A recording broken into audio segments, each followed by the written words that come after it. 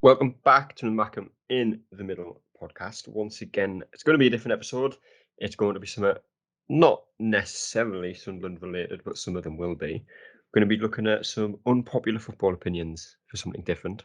Like I say, some of them are Sunderland related, some of them are other club related, and some of them are just genuinely football related, whether that's rules or transfers or whatever. So we'll be going through as many of them as we can today with John, and probably the best person when it comes to unpopular opinions, because he definitely has plenty of them, Adam. How are you both getting on? You all right? Yeah, I'm good, thanks. Would you agree with that, Adam? What, that I'm the unpopular opinion guy? Yeah. I just speak facts and no one else agrees. Very unpopular opinions. There's definitely a few that I think people would disagree with. Definitely a few. Maybe. But we'll get straight into it. Now I'm going to throw one in just from the start, because I said this to a few people the other day and a lot of people disagreed. How does anyone prefer summer over winter? Winter is much better than summer. I'd rather be cold than hot. Any of you is going to disagree with that? Nah, I'll go along with that easily. Adam, go on. You go on, do it. Not a chance. I saw the weather yesterday, just sitting in the garden, 40 degrees. Absolutely shocking. I don't. How do you sleep at night when it's like this? But that's the problem. I think I'm going to have to get a fan in my room. Just a fan. I think it's starting to cool down now, which is all right. It's only, 25 degrees today? Only, I say. But it's cooling down. Anyway, we'll get into the football ones. I'm not going to say who said them, because I don't want to bait anyone else like that. But the first one is a very, very long one. So I'll try and cut it down if I can, but I don't know if I can. So the players that are 32 or above now, that are at the top level, i.e. Benzema, Lewandowski, Ronaldo, Messi, are the last generation we will ever have of football as we know it. Proper football, the money doesn't matter. It's all about dignity.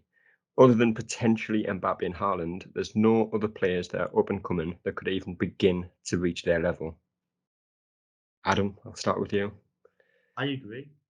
Nothing to do with dignity or not caring about money or anything like that, but certainly is nostalgia goes in football because,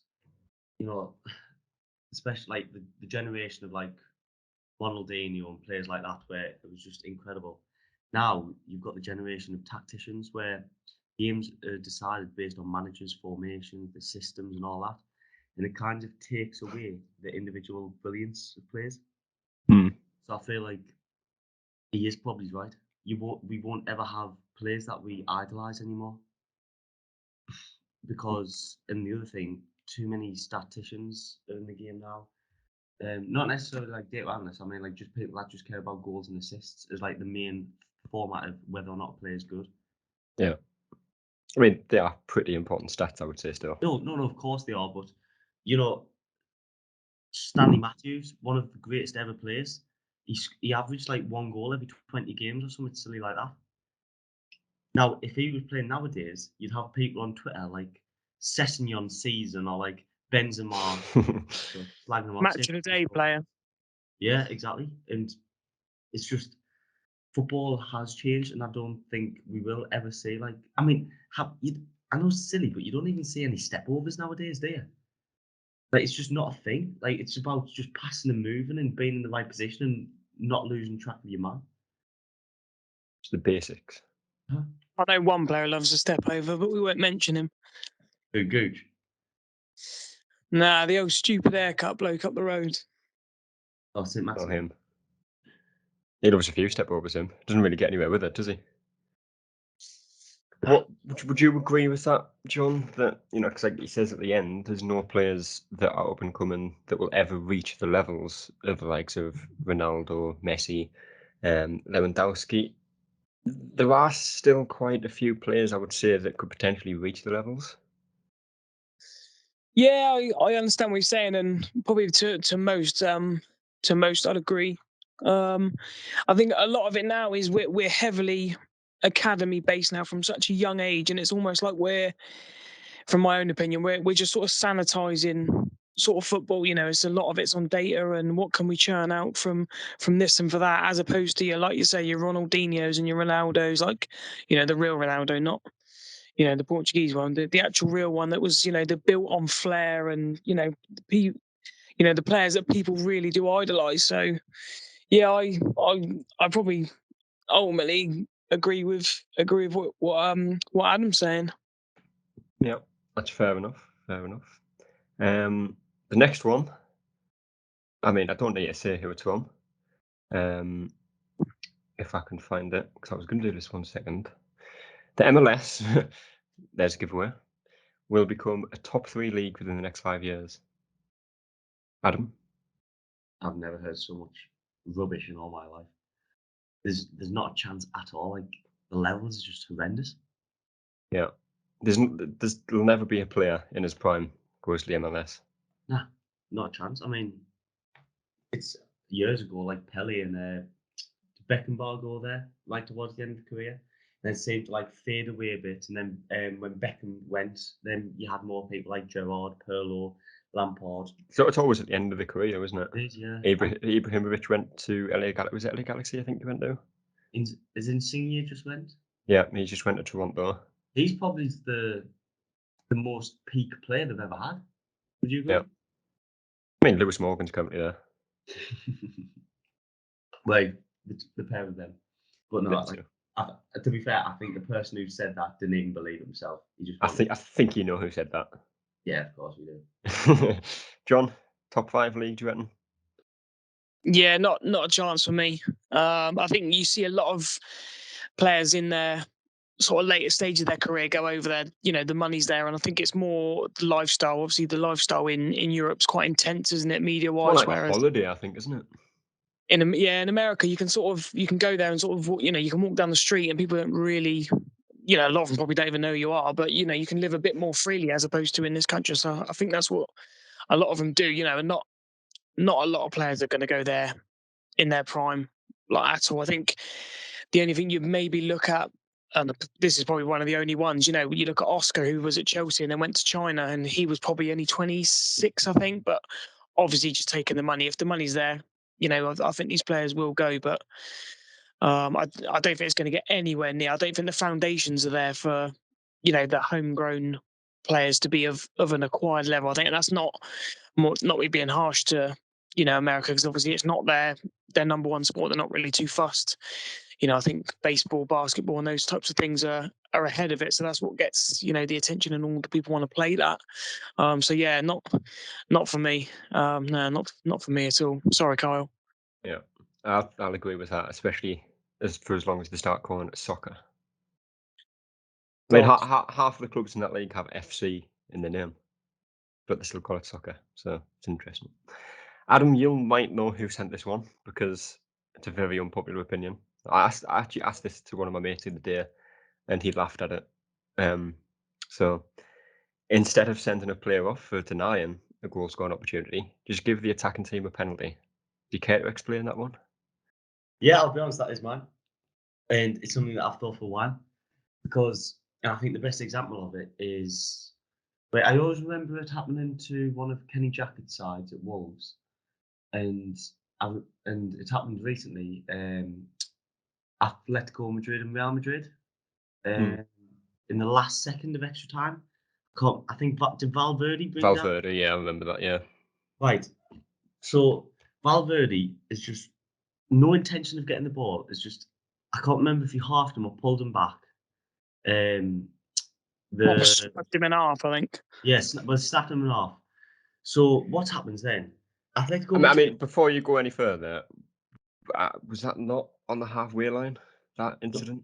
No. He was claimed Just outside the box, I think. claimed the one goal. Yeah, I think it was the last minute of extra time or something. Atletico Madrid are about to score, and a Real Madrid player absolutely halves him, which was just borderline cheating, unsportsmanship, just a horrible tackle. And the only team that gets an advantage out of that is Real Madrid. Atletico Madrid then have to have a free kick, which, let's be honest, there's probably a 5% chance of scoring compared to a penalty where it's like a 50-60% chance of scoring. Real Madrid have to defend with 10 men for about 30 more seconds, and Real Madrid go on and win the trophy. So not just is a basically giving all the advantage to the team that's decided to be dirty, you're giving no advantage to the team that are about to have a clean strike on goal in a 1v1 situation. Not just that, it probably makes it better for the game as well. You get to keep the 11v11. I just think that law is so heavily towards the defending team that is cheating a little bit than it is to the attacking team. I mean, I know what you mean, and especially towards the end of the game, I know what you mean.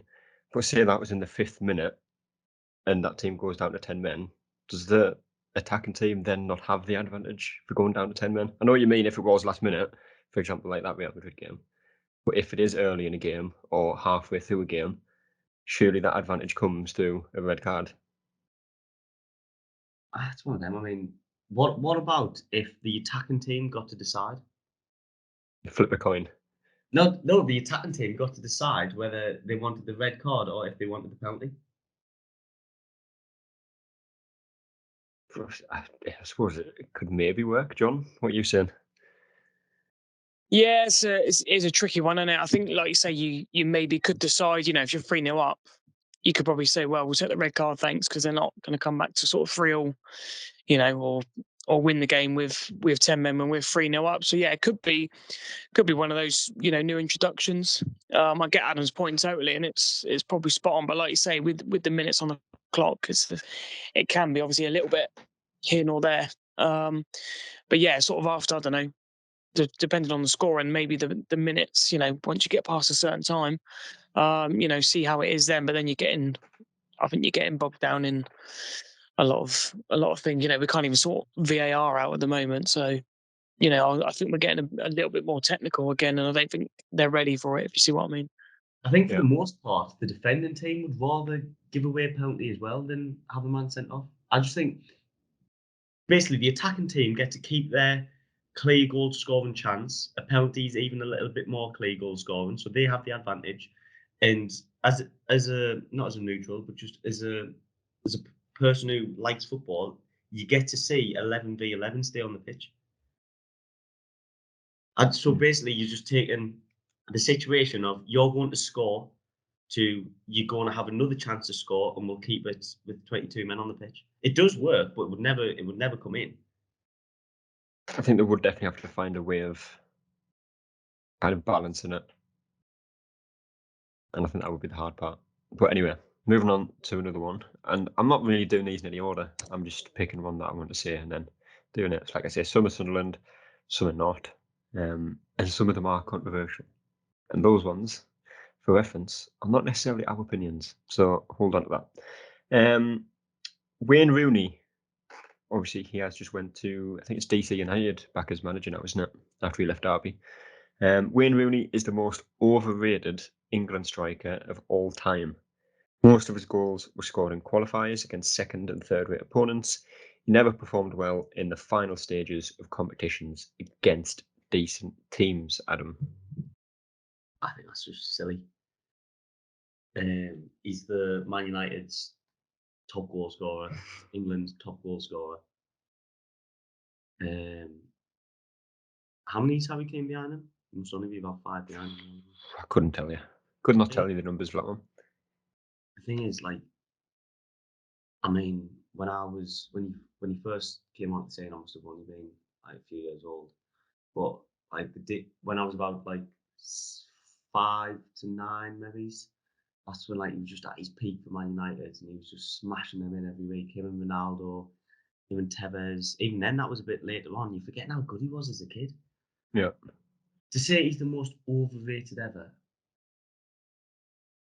that means that everyone else must rate him and you don't rate him. So are you not the one who's wrong? Yeah, I think there's Yeah. definitely more. Yeah. I know there's definitely more England strikers that I think are overrated. Plenty more. He's definitely the most overrated. And whether you think he's overrated or not, I think is questionable in itself. But John, was he even overrated? Never mind the most overrated. No, I don't think so at all. I've watched I think his documentary the other week, and I think you do really forget how good he was, and how early like early good he was, when he was at Everton, and did relatively well then, and goes to Man United, and I think it was a hat trick or 4 goals on his Champions League debut, and I don't think he was always fit for England, in tournaments, but with how the managers went, year on year, we always we took them no matter what, even if they were injured, and those types of things. And he always went. So we didn't always see the best of him, but for me, his whole career, just an absolutely fantastic player. And it's a shame it sort of tailed off at the end, but I think he was playing top level football when he was sort of 17, and it's there's a hell of a lot more. I think maybe Harry Kane's a little bit overrated. If you're going to balance it up like that way. But yeah, That's a worse shout than the Wayne Rooney one. That But Harry Kane. Harry Kane. no, Rated. I think slightly, and that's only because sometimes I expect more from Harry Kane. When he's on form, when he's on fire, he is fantastic. But I think sometimes you were a little bit. I think he's just slightly overhyped. But again, that might just be a little. That's just my own little controversial opinion. But I think Rooney I think he delivered. I have to say, I have also said that before. What, Harry Kane? I Yeah. have said that Did I before. not Yeah. argue with this on Twitter before I joined this podcast? Yeah, probably. But I'm sure I sent you the message and you said something like, "Oh, it was the last person who ran the Twitter." So that person must have Oh, thought I didn't put it out. I've definitely said this to a few people before, though. that is the worst. Honestly, that's crazy. If you go through how many goals contributions he's made, I think this was quite a while ago, though, when I said it to people. 'Cause I think this was before he became a kind of playmaker as well as a striker.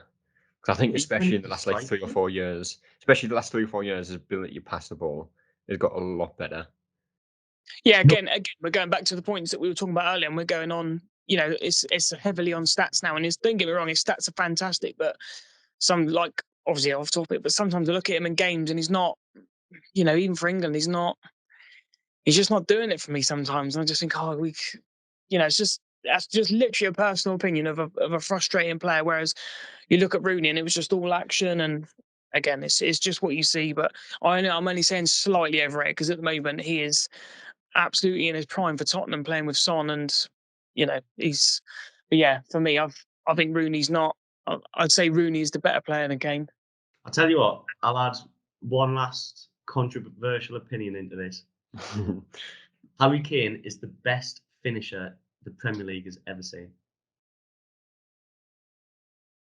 That is controversial, I think. I can't name one better. I know the obvious names are like Robbie Fowler and stuff, but just for finishing left, right, I feel as if I'm going to do that Gary Neville thing, which is like, give him a free kick. It's a good song, that. Right, we'll move on before you turn red in the face from Harry Kane. And we'll do a Sunderland one. We'll do a couple of Sunderland ones before we move into other ones again. Someone says, we will be relegated next season. This season, I'm presuming he means, with 12 points, apparently, which I think is a very bold statement to make, considering the season hasn't even started yet. Players haven't been signed yet, and the away kit hasn't even been announced yet. So, very early stage to make that claim. But are we going to be relegated with 12 points, Adam? I don't think we'll get 12 points, but I don't think people realise how. Wait, you don't even think we'll get? You don't even think we'll get 12 points? No, I think we'll get more than 12 points, but it's not. I don't think it's a terrible shout to say we're relegated. I don't think people realise how bad our team is. It's honestly, it is so bad. The only thing that's You could. I know people say that, but you could look at some of the other teams in the league as well, and I think a lot of it comes down to who the manager is. And I generally think we've got probably top 6, top 8 manager in the league in Alex Neil. Oh yeah, I mean, if you look at the Luton team that got playoffs and top 10, the Barnsley team that finished in the, I think they finished in the playoffs one season. And there's probably another anomaly. That Barnsley team had the best set of wing backs in the league, had the best striker in the league, had an informed defender, had 2 of the best midfielders in the league, to be fair as well, in Alex Mowat and the lad from Leicester who went to Coventry after that. They had Harvey Kane as well. Mate, their team was good. Their team was very, very good. Our team is, honestly, Stuart, Pritchard and Ballard are the only 3 players that will actually, like, that could walk into other championship teams. And Dan Neil as well, possibly. Everyone else, mate, I'm sorry, they're not very good. I think there's definitely a few more that would get into a few teams that I'm not going to mention because I know you won't agree with them. So I'll leave them out for now. But John, are we getting relegated to 12 points next season? No, I don't think so. I think probably, last night was maybe a little reminder. It might be a little bit more tougher than we think with the squad. But I think we've got a manager who can, I'd like to say, not easily consolidate, but get us consolidated, if you see what I mean.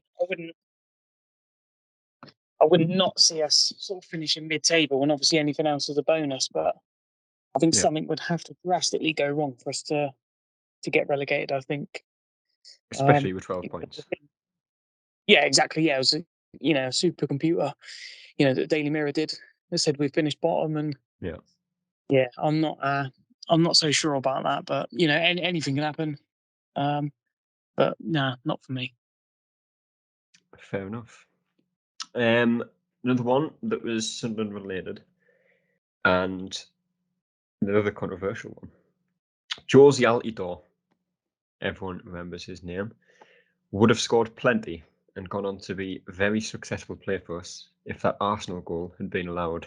And I'm going to be totally honest, I can't remember what Arsenal goal we're talking about here. Basically, the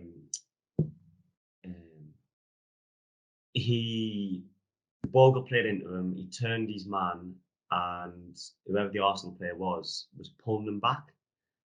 And the referee blew for the free kick, but Altidore I don't think heard, and he put it past the keeper and it went in, and he gave us the free kick. Di Canio was the manager at the time. He was absolutely fuming. Yeah, I can imagine that. But had that been allowed, do you see Josie Altidore going on to be a successful player for us? Big stretch. That is a massive leap. Do you know, it's one of them where if he is a confidence player, I suppose, then he might have done better. But he was too sluggish. He didn't have quick feet, and you need quick feet in the Premier League. And not to mention the fact that Does Harry Kane have quick feet? Oh, the quickest. Not to mention, no, Harry Kane does have quick feet, to be fair. Not to mention the fact that he was at Hull as well, Altidore, and he was awful there. So I think that's just someone. That's more of a pub talk to just get the conversation going, really, isn't it? I don't think that person actually believes that. Yeah, probably worrying if so. Do you think was Josie Altidore that bad for us though, John? He didn't score many goals, but his overall play was it that bad? You remember, he was playing the Premier League at a pretty average Sunderland team, if not poor Sunderland team. We've definitely had worse strikers, I would say. Yeah, he's another one of them. He just, probably gave it his all, but it just wasn't meant to be. Didn't really fit. Probably didn't play to his strengths either. And unless you're a quality player, we played with Defoe when we were a really poor team, and he still managed to score sort of 15, 16 goals, probably more. So I think the quality will be found. I'm not quite sure if he scores in his first game that it will carry on. Ryder Preacher scored I think 1 or 2 on his debut, and he was sold sort of pretty sharpish. So I don't think we can go on that. But nah, again, not for me. I can't see why a striker can't. I think Callum McFadden could trap a ball better than he could. That's probably a unpopular opinion. But no, again, not for me. I don't even think if Will Griggs scores his goal, is it Blackpool when he went through 1-1 rounded to keep? I don't think even if he scores the first goal, I think it's same story. I think. Yeah, fair enough. You know that Ryder Preacher thing? Yeah. I only found out, I think not long ago, that he only scored 1 on his debut. I was the same as you. For years, I was 100% sure he scored a brace on his debut. He one got disallowed, didn't it? He did score and he celebrated, and I think got disallowed for offside. And all this time, I always said he always scored 2 on his debut. Yeah, bless him. Learn something new every day. Huh? No. Next one, Callum Doyle, obviously nailed on to score against us opening day of the season since he signed for Coventry on loan. But he was at Sunderland last season. Played a lot till Alex Neil came in and didn't really play too much. But Callum Doyle was incredibly overrated. Would you agree with that, Adam? You can't call a 17, 18-year-old overrated. You know, he's at Man City's academy and he played about 35 games for something. That is not overrated. I think what people say, because I've seen a few people say this, is when people were saying, you know, he's future England centre back, future Man City starter, and he'll be in the Premier League in the next 2 or 3 years. It's a bit. I want to say presumptuous. I don't even know if that's a word or I've just made that up. I was going to say it sounds good. Outlandish. Are we just making up words here? I'll go along with it. No, that is a bit presumptuous then. Saying he's I'm not sure. I think you could tell early on his ability with the ball was instilled with him from the Man City academy. I mean, a lot of the times with Man City, because of obviously how they're structured, you know, the repetitive combinations that they play, all from the first team to the youth team. Sometimes it was just in his DNA to be able to receive the ball and play like a snappy pass into midfield or drift it over the top or the side foot drive. You know, he was fantastic at that, but I don't know, he just got caught out a bit defensively. Probably, I don't know if it was just he got lethargic, he was tired, he was running into the ground. But I suppose whatever it is, it doesn't really change the fact that he probably won't be England captain in the future. And probably won't be starting for Man City in 2 years' time either. No. I highly doubt it. We'll see. Yeah, I'd like to see it. It'll be interesting to see what happens, but I think you'll probably get a better idea as to how well he does in the league above this season with Coventry. Presumably will start for them. But John, again, was he overrated? No, I don't think so. I think it's one of those. If a player has a few good games, he's the best player. If he has a few poor games, he's shit. There seems to be no in between, especially sort of football Twitter, and especially Sunderland Twitter. Like you say, he was exceptional at times, and he was fantastic, and other times he was caught out defensively. But yeah, I'm not sure you can. It's like any young player in the world, that wasn't it? Especially a barely 17-year-old centre back.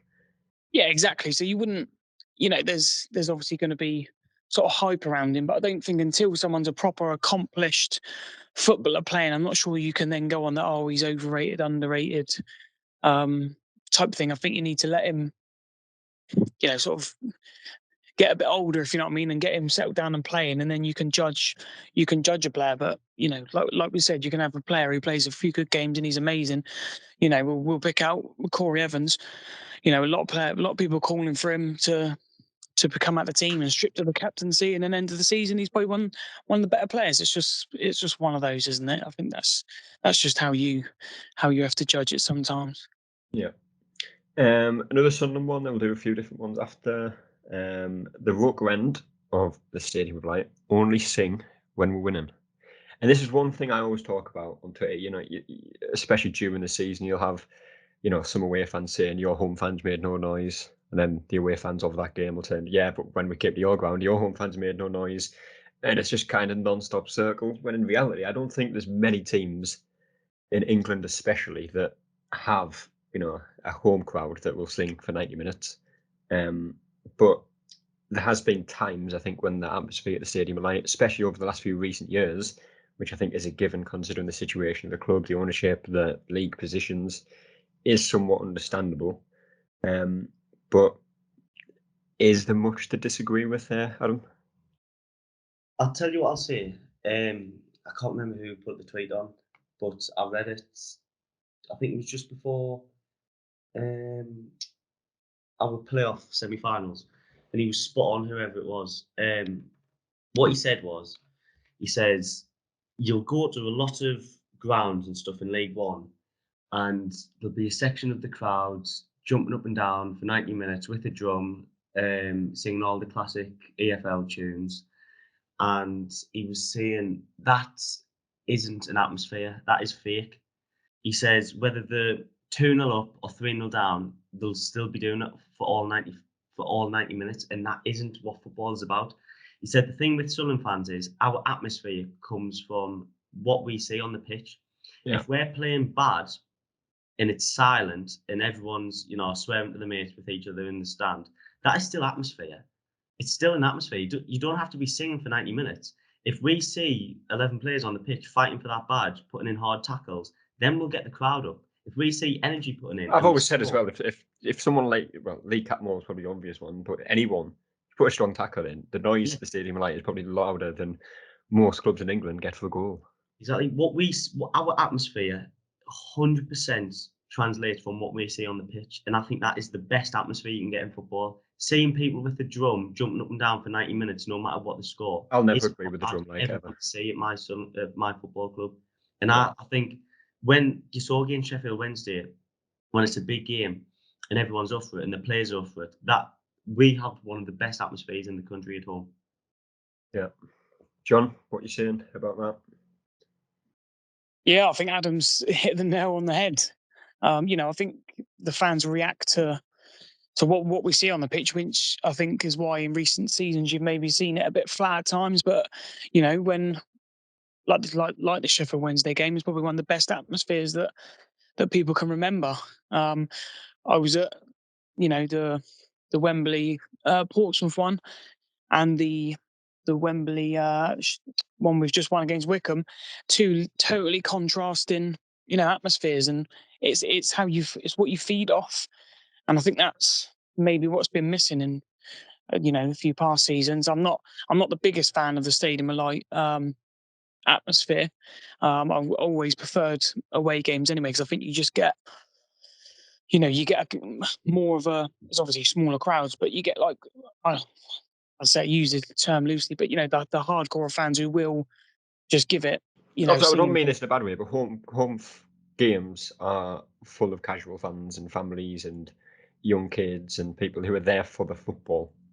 Yeah, of course they are. Yeah, and when I went up to the Plymouth game in December, and we were on the halfway line, opposite the dugouts, and it was me, my cousin, and my son, and we were the only ones in probably about that whole massive section who sang. And when we stood up to sing, to sort of join in, we were sort of looked upon as if to say, like, what are you doing? We don't do that here. And I'm not criticizing, because obviously each to their own, but yeah, for me the Stadium Light hasn't had the best atmosphere, I don't think. But then obviously we know, it's what we see on the pitch we then obviously react to. That's not always the way it should be, but that's the way it is. But we do feed off it, and when it does happen in a good positive way, and they the club do back it as well with their what's it called, doing all the marketing stuff, and that does drum it all up, and the cat's eyes and all that sort of thing, and that adds to it. And then you get, like you say, the Sheffield Wednesday home game is probably one of the best atmospheres that anyone's probably been in their top 10 of supporting Sunderland. So yeah, it's one of them. It is. Moving away from Sunderland for now, somewhat similar to the one that Adam said earlier. Sin bins should replace red cards. What are you saying, Adam? Sin bin. I don't think they should replace red cards. They maybe should be like the middle ground between a yellow and a red. If the ref's unsure, I think that's probably the best way to include sin bins. But even then, I don't want to change much. I can see the positives of it, similar in rugby, but I quite like the fact that the referee has to make a decision between a yellow and a red. Even if they usually get it wrong, which in England they tend to do. Again, I enjoy referees getting decisions wrong. It's part of football. It's part of walking out the match and saying, "Oh, did you say that, man?" I think that's literally the main reason I was always against VAR. I'm the exact same. Okay, there's no debate in football now. Wait, to be fair, they still get half of them wrong. They still get it wrong, but in terms of offsides and stuff like that, if a goal is disallowed for offside, the next day in the pub or at work or wherever you might be, you'd be like, "Oh, do you think he was offside? Yeah, no. Should it have stood? Yeah, no." Whereas now you're offside or you're not, and it just kind of takes away the whole, well, like I said, debate about football after the game, but also it's the enjoyment during the game. I agree. But anyway, imagine if we scored at Wembley and then yeah, all the flares went off and then they pulled it back for offside. Yeah. I don't think it was actually used in the playoff final, was it? I know it was there, but I don't think it was actually used. No, Not as far as I'm aware of, it anyway. might have been used for the Roberts penalty claim, possibly. Yeah. I don't think it took long, did it? Because I don't think there was anything in the stadium about a VAR review. If it was a very quick one that was done kind of behind closed doors. If Ross Stewart scored, do you know when Pritchard put it in and their defender like went down to head it, and then Stewart was at the back post and he missed? Yeah. I think that would have gone to Yeah. VAR if that went in. Yeah. But anyway, John, sin bins to avoid red cards. Yeah, again, not for me. I like all that sort of drama and, like you say, the referee, decision to make. I don't want to, I don't want to add another thing into the game. We want the game just to flow, and I think the referee showing the red cards and making decisions is part of it. And yes, I wouldn't want that taken away. To be fair. Yeah. We'll fit a few more in. I'll avoid some of the ones for now. The season should run from March to December. John, I'll start with you on that one. Yeah, I could probably go along with that. To be fair, only thing I would say is I do like the Christmas schedule. That's my favourite, sort of leading into New Year's Day. But yeah, it could, if it went to New Year's Day and then we had sort of 3 months from sort of January the 10th to March off. Yeah, I could totally live with that. But you would need a season break, a mid-season break for World Cups. And to be fair, I do like a summer tournament. Obviously, we're going to miss out this year, and Would have been perfect this week, wouldn't it? A World Cup. Yeah, it's going to be weird cheering on. No one would be talking about it, would they, if the big screens are up and we were sort of doing as well as the the England women's team. But yeah, I wouldn't mind that at all. I wouldn't even mind sort of all the grassroots teams doing that as well. To be fair, I'd love that, and then save freezing my ass off watching 7 kids run around. Adam, who on earth has sat at home and thought of that? Like that would never ever enter my mind. I want it between March and December. What difference does it make? It's just They've just picked some. Well, I think they've just picked 2 random months and just went with it. But I agree with John. Would you agree with it? The schedule, it's fantastic. And again, on the World Cup, I know I put a tweet out on the 72, but to be fair, it was just to get likes. I'm actually a little bit looking forward. I don't agree with Qatar getting the World Cup, but I'm looking forward to it a little bit. The fact that it is in December, because I was saying to my mates, like, summer is good no matter what. You don't need football on for it to be good to go to the beer gardens with your mates and have a drink. But I think the fact that there's a World Cup, it will add something to the Christmas schedule. It's something to look is it forward the to. same sitting down, going out, watching the football, and turning down a nice cold beer to have a very hot chocolate to warm yourself up? Is it the same? It's not quite the same, but I don't know. I just think that it'll be nice to have something to look forward to in the Christmas period. Could be an alcoholic hot chocolate, to be fair. A Bailey's. Yeah, Bailey's hot chocolate. Sounds nice. That might have one night. Anyway, moving on to another one. This was, I can't actually find this one, but it's stuck in my head, so I'm going to go with it and try and remember what it was. But it was basically, football should work the same way as rugby in terms of, for decisions that the referee makes, only the captain of each team should be able to speak to the referee. And if anyone else tries to, or argues, or does whatever, they should be booked for it. Would you agree with that, Adam? No, again, I was a referee myself. Well, I say that. I went for the qualification or something, and I think you had to do like 6 games to get it. So I'd done the 6 games. And my first game, I was getting ripped to shreds, like, and I get that. And I get as a referee, it's not very nice, but there's nothing better than just shouting at a referee. There isn't. Like, I'm managing my mates' teams at the minute. Obviously, we're all like 20-year-olds, so they're, it's a bit more physical and all that. But I love just shouting at the ref and just appealing for offsides that are clearly not offside. It's just part of the game. Like, and I know that maybe pay the refs a little bit more, but I just love it. And you can never ever turn down that passion from the players. Like, if you're getting your shirt pulled back or something and the ref's not giving it, you are going to be fuming. Just let it happen. Yeah.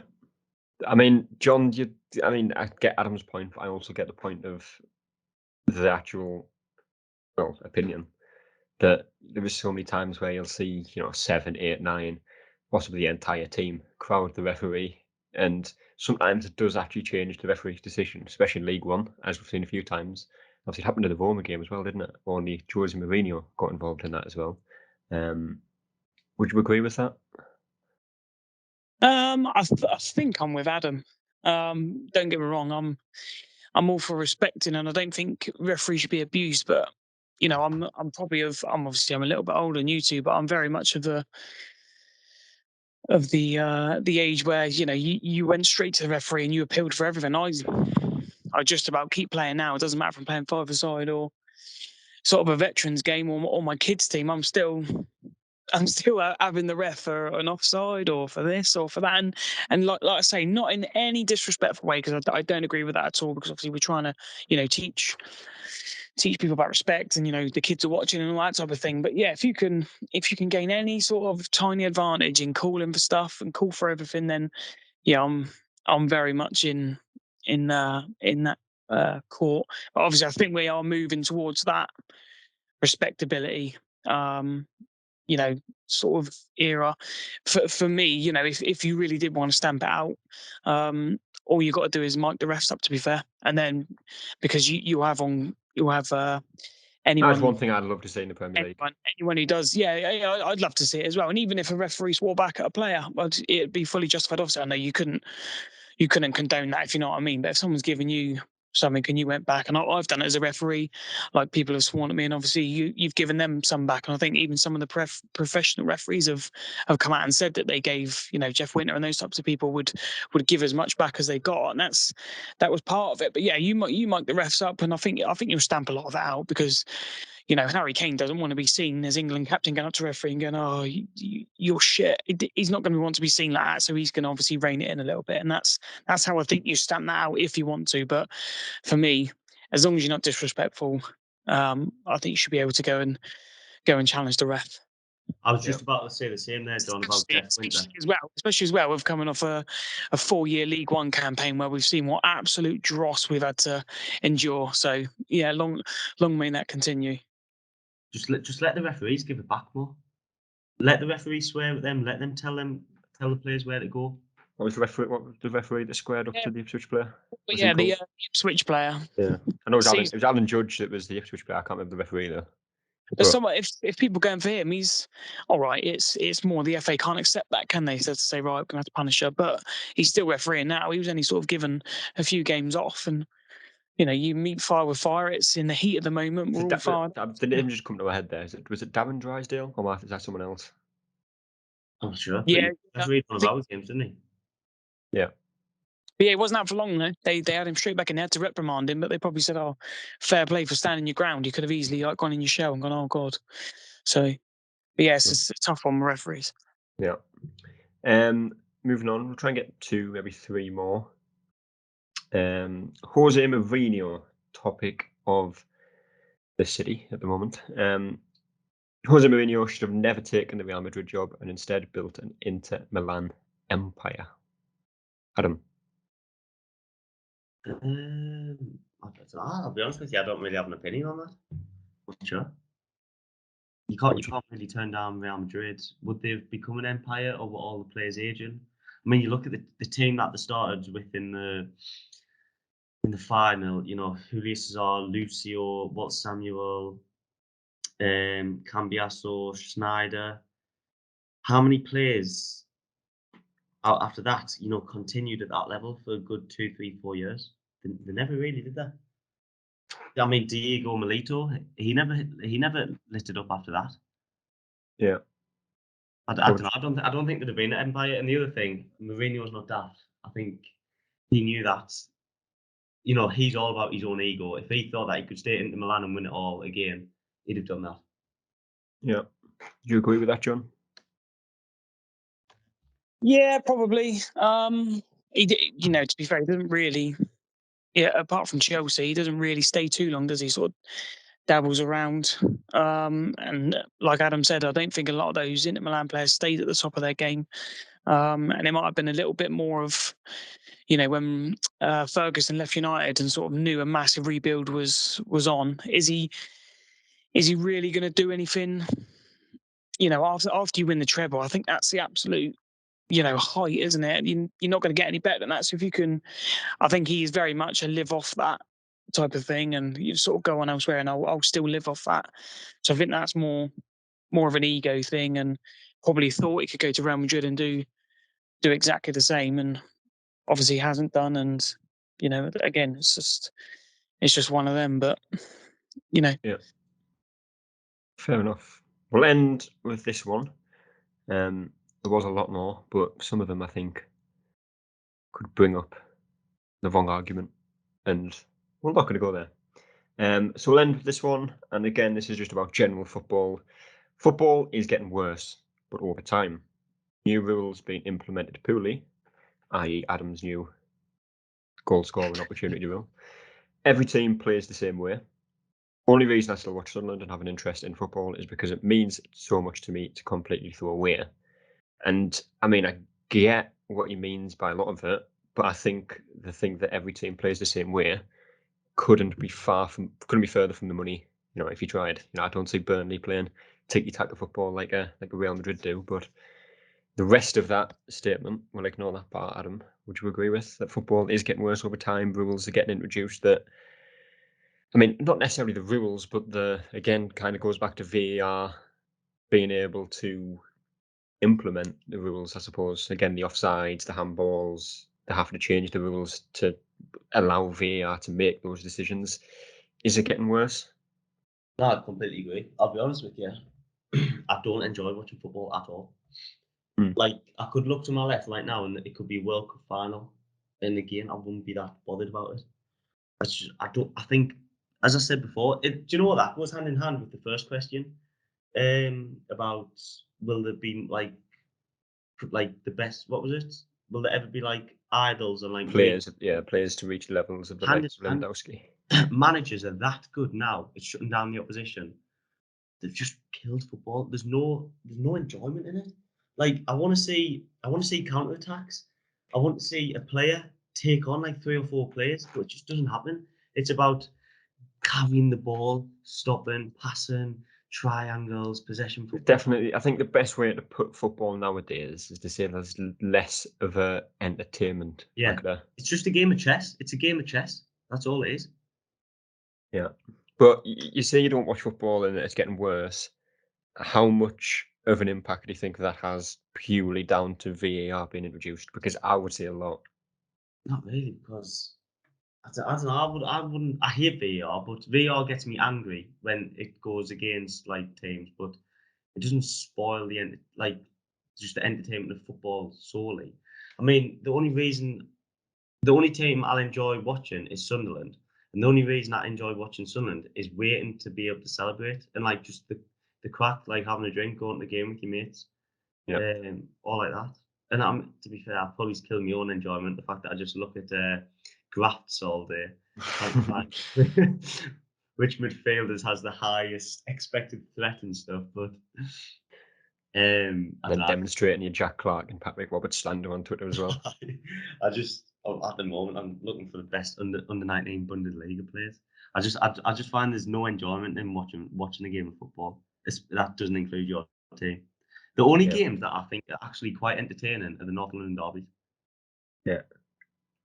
Fair enough.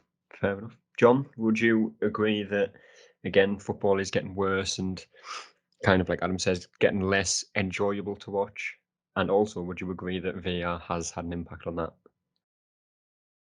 Yeah, I think VAR has sanitized it, a little bit. If you celebrate a goal, it takes away that feeling of, well, is it going to be disallowed? And we're taking away that feeling, or have I got to re-celebrate? And even with the players, it's a bit like, well, we'll let them check it, see what they're doing. But I think football in general has gone slightly a bit boring. Like you say, there's not as many maybe flair players, and managers are not so upfront about just saying like, go on, just go and play your natural game, to certain players and just do your thing. It's like I say, it's all about data and can we get this little thing here and can we do there, and I think one of the biggest tell as well is, I've just been thinking about it there. Every footballer nowadays gets compared to the best footballers 10, 15, 20 years ago. You've got all the skill moves that players do and named after all the players. The Maradona turn, the Cruyff, you've got the Makelele rule. Everything is compared to all the players. There's nothing necessarily modern about football nowadays. No, exactly. And I think football has taken a sort of it is like a game of chess, and it can be like who blinks first, and there's not many games where you go, wow, what a game. Even like in a Sunderland game, you draw 4-4, it's a bit like, wow, that was a good game. Yeah, you're annoyed at the result, but you're not. People are very build from the back and pragmatic now, and even Champions League finals. These are supposed to be like the best games. They always build up, the biggest game in this, and normally they're sort of 1-0 or 2-1, or they're very, very narrow margins, and that's what teams win by. I think they did sort of ask, I think it was quite a few years ago, but said, if you're 3-0 up, I think you get an extra point. If you can, make it 4 or 5, and that would then encourage, a lot more attacking or those types of things. Or if you win by, I don't know, 3 clear goals, you get an extra point, and that would put the emphasis a little bit more on teams to attack more, as opposed to Burnley turning up at the Etihad and sort of sticking 11 men behind the ball and watching City complete 485 passes. It's do we really want to see that? Probably not, but that's what we are seeing. So it has got a bit boring. And like you say, even go back to last night. I know it's only a friendly game, but watching Sunderland play, you have to watch, or I do anyway. And what I watched was, I thought, what have I spent £7.50 on? It was, I didn't get any enjoyment out of it, and it was just very, okay, right, on to the next one. So it's it was bad enough when you couldn't actually see what was happening. Never mind when you Was could. that yesterday? Are they going to refund fans or not, do you think? nah, Never. doubt it. So the Rangers game was cut short at half time. You couldn't even say that one yesterday. Yeah. Yeah, and it wasn't even worth watching, to be fair. But there you go. It's one. It was. To be fair, it was on in the pub that I was in, and I think there was about 10 of us, and we were just like, nah, I'm not bothered. I'd rather just be outside. There was no interest in watching that game at all for me. Yeah. I mean, it is pre-season. I think anyone would say that as well, to be fair. But we'll leave it there.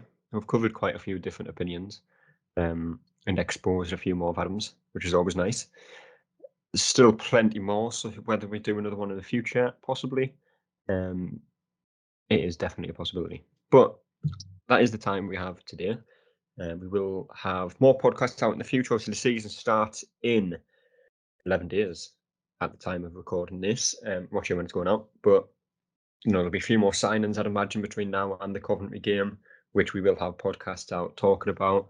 We'll try and get a preview out for the Coventry game, and of course, after that game, once we're top of the league, of course, we will have a reaction podcast talking about everything that happened, the scoreline, the results, and of course, the ever-famous player ratings. So it's been a pleasure, you two coming on again. But until next time, we will see you later. That's all, folks.